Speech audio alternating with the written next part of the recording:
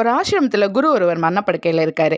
இன்னைக்கு மாலைக்குள்ள தான் இறந்துடுவேன் சீடர்கள்ட்ட சொன்னோனே, அவங்க நண்பர்கள், சீடர்கள் எல்லாரும் ஆசிரமத்துக்கு வராங்க. மூத்த சீடர் ஒரு கடைக்கு கிளம்புறாரு. மத்தவங்கலாம் என்ன இது மடத்தணும்னு கேட்டுட்டு இருக்கும்போதே, "இல்ல குருக்கு நாவல் பழம் பிடிக்கும். நான் போய் வாங்கிட்டு வந்துடுறேன்" அப்படி சொல்லிட்டு கிளம்பிட்டாரு. எல்லாரும் கவலையோட குருவே பார்க்க, குருவோ வாசலே பார்த்துட்டு இருக்காரு.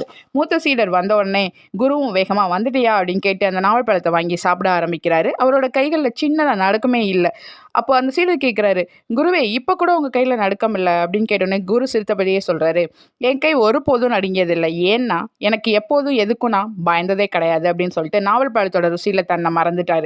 இன்னொரு சீடர் குரு கிட்ட பணிஞ்சு, "ஐயா இந்த உலகம் விட்டு நீங்க பிரிய போறீங்க. அதுக்கு முன்னாடி நாங்க நினைவுல வச்சுக்கிற மாதிரி ஏதாவது ஒரு இறுதி கருத்து சொல்லுங்கன்னு" கேட்கும்போது குரு மறுபடியும் சிரிச்சுட்டே சொல்றாரு, "இந்த நாவல் பழம் என்ன அருமையான சுவையுள்ளதா இருக்கு" அப்படின்னு சொல்லிட்டு இறுதி மூச்சை விட்டுட்டாரு.